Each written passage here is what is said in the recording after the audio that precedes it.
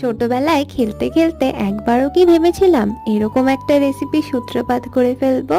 ছোটবেলায় শাকের ডটা এরকম কেটে ভিজিয়ে রাখতাম জলে, তারপর সেগুলো না এরকম গোল গোল হয়ে ফুলে যেত, আর সেগুলোকে মাছ বলে চালিয়ে দিতাম। এরকম আরো কত কিছু কিছু আমার মাংস হতো, কিছু কেটে চাউমিন বানাতাম, আরো কত।